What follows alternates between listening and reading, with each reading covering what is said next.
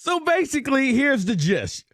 We've all seen those crazy headlines. We're just going to kind of pick out the headlines and just kind of give our commentary on that. Some are serious, some are funny, some are just flat out weird. So here you go. I'll go first. Here's your first headline.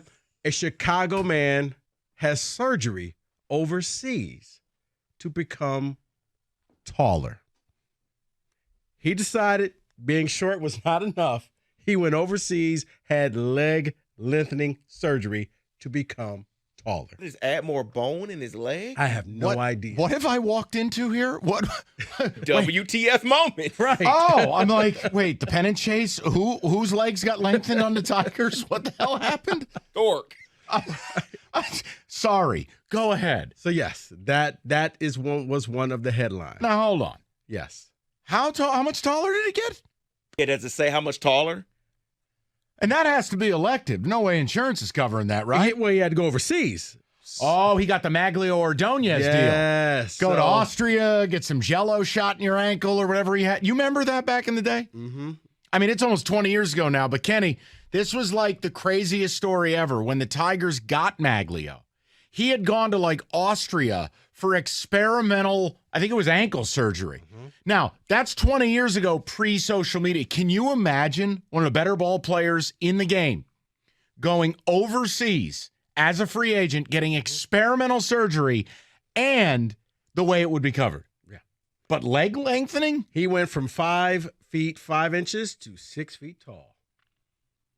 He was tired of being a short kid. Something bad is gonna happen. I don't want to know how they do that surgery. Let's just move on. All right, David, your headline. Or what's the official name of this? The WTF headlines. Perfect. David. Orcas disrupt a boat race near Spain. They were bumping the boats in an endurance sailing race.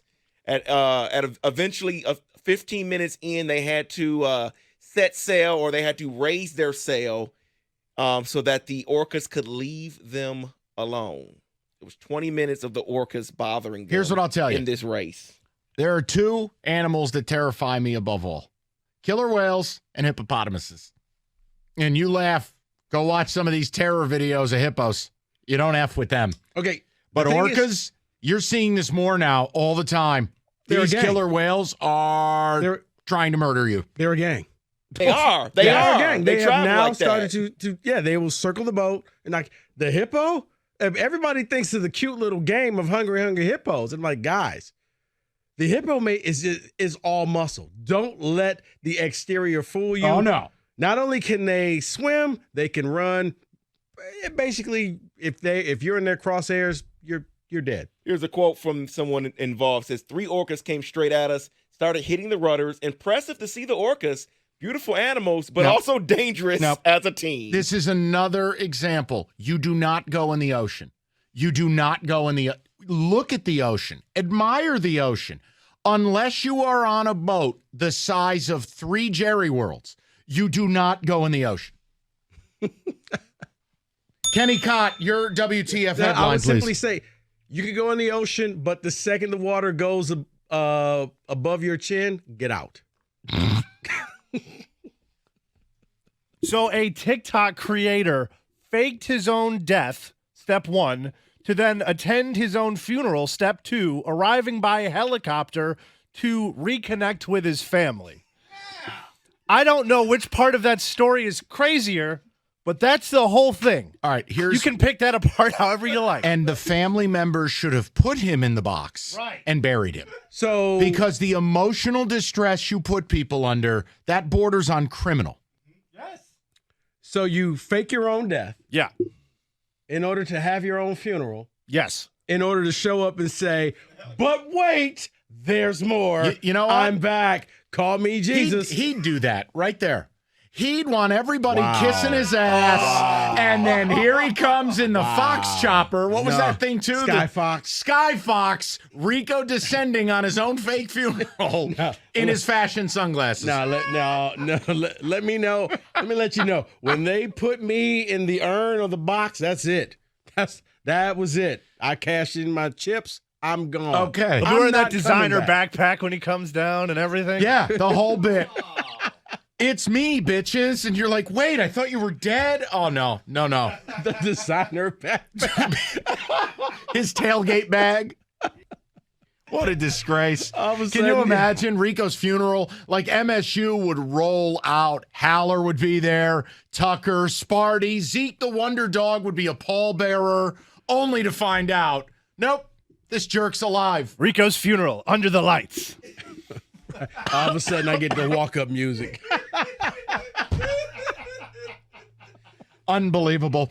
All right, I have a headline for you. Okay. And I think this is one we can all identify with, and it shows you we're living in idiocracy. This comes by way of the New York Post. I can't believe I'm reading these words. New York City cracking down on coal wood-fired pizzerias due to their carbon imprint. This is what we're doing. So, Historic Big Apple pizza joints could be forced to dish out mounds of dough under a proposed city edict targeting pollutant-spewing coal and wood fire ovens. The New York City Department of Environmental Protection has drafted new rules that would order eateries using the decades-old baking method to slice emissions by 75%. Let me help you with this. This is the equivalent of a fart going into the universe as it would pertain to carbon imprint. I'll take my chances for good pizza. New York City as a whole. The reason you don't even get snow on the streets is like the whole thermal presence of the place.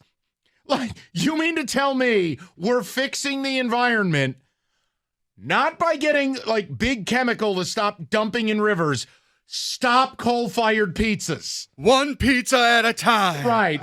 I mean, I guess what they use, the microwave now? no, this is Brondo. All of a sudden. This is idiocracy. But Brondo has electrolytes. I couldn't believe it. Rico, another headline, please. Roberto, do you have one? Yes, it's called his home life. Okay. All right. I did see, did you see today that story coming out of Texas today of that teenager that ran away, was reported missing by her mother 8 years ago? Turns out the kid had been living in the home the whole 8 years. Investigators and police believed that he was under an assumed name and What? was gone. What? Never left the house once. Right. Mom faked, once again for attention, said my kid was missing. Well, what did she do with him? Gave him a new name. You will now answer to Tommy. Yeah, Texas man reported missing as a teen 8 years ago has been at home with his mom all along. You know, if you're driving home from work, tell us if this segment just depresses you to a point where you don't want it. This is telling me how awful people. No. We're going to get to awful. I got awful. So That's not awful? No. Unfortunately, no. I thought the pizza one was fun. I didn't know we were doing the depression No. fest. It's just the headlines, Mike. And all right, go ahead. Ohio toddler dies after mom leaves child home for 10 days to go on vacation to Puerto Rico and to Detroit, left her 1-year-old daughter home alone for nearly 2 weeks. No. I don't want to do this segment anymore, man. I'm getting bummed out. I want to go home. Come on. The only thing I offer you is the famous George Carlin statement. Just remember how dumb the average American is, and half are dumber than that. I don't know. I don't know what to say. David. Okay, then I'll finish it off. Oh, no, I've got here. I'll tell you what. I was going to say, a funny one. I was just wondering if she had a good time. Nope. All right, here's the deal. I think I can trump this. I see your depressing, idiotic mom lets kid die at home article, and I raise you this. Your husband has terminal cancer, and you divorce him because he was, quote, killing your vibe. Close quote. Till death do us part, a woman has opened up about why she divorced her dying husband, saying his 5-year cancer battle took a toll on her as he wallowed in self-pity. What? Yana Fry, which in Portuguese translates to Satan, wedded her late husband when she was 22 and dreamed of starting a family. Her dreams were dashed when her husband, then 37, was diagnosed with testicular cancer. We couldn't think about our future.